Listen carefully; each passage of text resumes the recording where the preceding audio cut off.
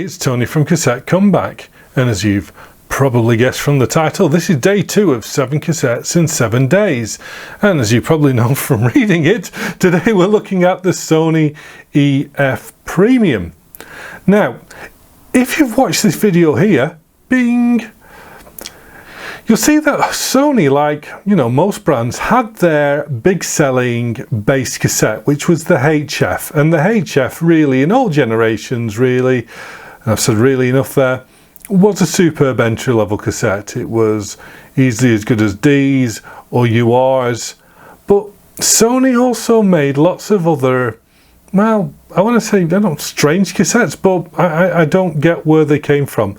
So they had like the EFs, and then the Super EFs, and then the FX1s, and then the HDFs, which were all sort of, you know, entry level, around the price, and being sold the same time with the HF. And I often wondered what it was. Was it that they had different old stock tape in them, so they wanted to use them up, rather than, you know, because I can't understand why you just fill HF tape into a cassette competing with a HF that was called an EF. But universally, they were all very good quality cassettes, and usually they were a lower price and they represented great value, which is why I bought them. But this one I've never had before, the EF Premium. So what's premium about it? Let's have a look. Well, it's designed in Japan, like I think most Sony cassettes, but look at this, with screws. So it's a screwed shell as opposed to being a sealed shell, and there's an argument that sealed shells are more balanced, hence why the reference Maxima shell from BASF was a sealed shell, because it, you know, you've got the weights of the screw heads on one side, which can minutely move the tape a bit in a direction and affect the performance, apparently. But yeah, so with screws. So let's have a look at the back. So highest performance tape for all recording. I don't think it is the highest performance tape. Right, it's higher resistance to heat, it's got outstanding durability, a stronger cassette shell, and the automatic head cleaning effect. And there's the very flat graph that, I don't know, it sort of doesn't mean anything, it drops off at 10k, but that's it. But yeah, could it be that this is like a competitor to the likes of, well, I'm going to say like the TDK-SF and some of the Fuji GTs, which were designed for high heat resistance and you know, car use, but they were usually type 2s, not type 1s. But anyway, let's open this one up and let's delve a little deeper and have a look at it.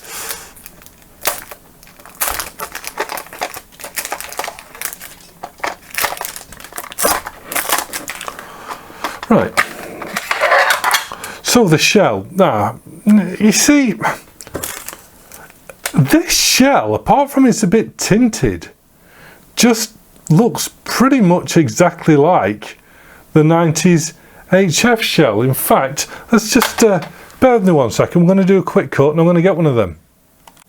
Slick, huh? Right, so let's just look at this shell, yeah? So let's look at there's a space at the top there for a sticker, but then there's also the space there for a sticker, and we've got the A embossed there, and we've got the little, yeah. So let's take an HF of that time, and again we've got this up here, the space there, and the little scratchy bit there. And in fact, if we take the cheaper FX, even though I put a sticker on this one, we've got the space of the sticker there, the space of the sticker there, little scratchy bit there, the A embossed there. The only difference is this one is a sealed shell, this one doesn't have screws. But essentially, apart from the slight tinting, this looks pretty much the same shell, the same type of hubs as the contemporary HF. In fact, the HF, I love this version of the HF, has got the red spools in them. But other than that, I don't see what's massively different about these shells, to be honest with you. They seem pretty much the same, considering this is the big selling point. I mean, yes, okay, this one is the same shell, but it's just not screwed. But yeah, okay, so we have some marketing stuff there. Let's have a look inside the box. So here's these to index your cassette. So yep, it's some labels, all right. And like I said, the very bland clear J card, and that's about it. So yeah, so I'll tell you what, let's just have a little look-see at the tape in this. Let's have a look. Oh, that's a very nice chocolatey brown tape. That very nice. Yeah. So I don't think there's cobalt doping in this, but it could be a nice rich ferric. Sony very good at making them. Let's just out of interest, let's just have a look at this HF. See what sort of tape this is. See if we can compare and contrast. Yeah, the tape is a lot lighter in this Premium EF. It doesn't look as dark as the HF tape. I wonder how it compares to the FX tape. Because again, going back to that video, you got loads of different types of tape in these. You don't know what they are. Some I often thought had Super HF in it. So, yeah, so the FX looks pretty much the same as the HF, and this Premium EF looks a lot different and a lot more chocolatey and less doped. But these two, apart from, like I say, the branding and the screws, they look pretty much the same. But anyhow, that's not what we're here for. Again, the confusion that is Sony entry-level tapes back in the 90s. So yeah, so that's how it looks. I'm expecting good performance from this. So let's stop gassing. Let's go fire up a deck. Let's have a listen.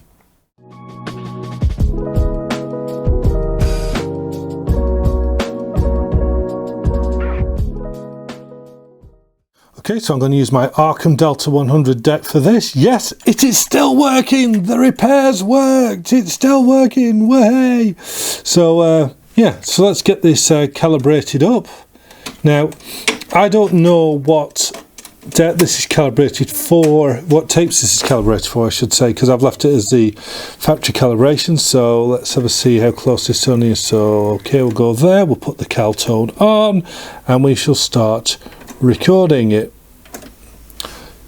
Oh, and these are central, and that's very nearly there. It's not a million miles out. So let's just turn the cal knob just a little tiny bit, and that's there. Bias, take a little bit of bias away. All right, I'd say that's pretty much spot on for that. So I'm going to record this at like, well, this has got +2, +4, but yeah, that's what I'm going to record at. I'm going to use Synergy again. As you can see, you know, it's already queued up in the old CD player down there. So yeah, let's have a record. Let's have a listen to how it does. So that'll do. Thank you very much. Let's go.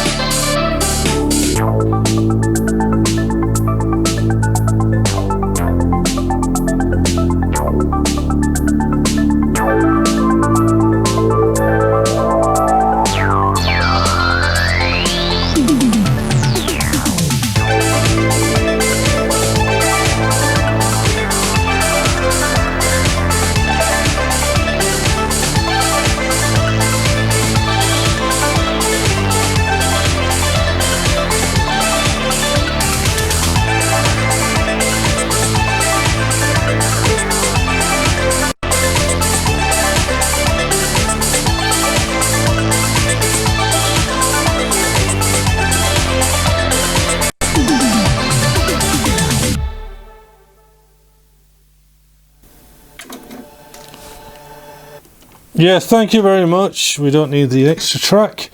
So, the one thing I will say about Sony cassettes is this. I've never had one, be it in my youth, towards the end of my use of recording cassettes first time round, or of late, that have been anything other than great. The consistency of the quality of Sony cassettes is fantastic, and I found them to be very robust as well, and that is no exception.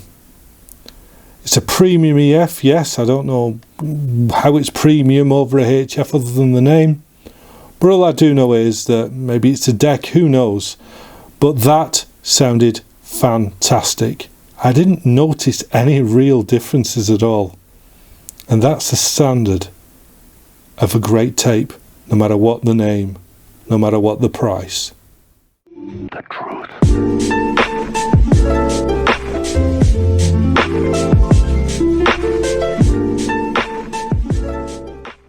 So what I just said, you can't whack a Sony cassette. Sony have always made great cassettes. They've always performed, and that sounded superb. I mean, you know, you say to me, oh, that's a recording on an AD. I wouldn't have any way to say, you know what, I know that's not an AD recording because, or anything else. I mean, it was superb recording. Yes, it wasn't recorded super hot at all, because you don't need to sometimes. But, again, premium or not, whether it's got the same shell as the HFs or the FXs or whatever, if you can get entry-level Sony cassettes or any Sony cassette at a low price, they're always worth buying because they are all universally superb, and this was no exception. And that's all I've got to say on the matter.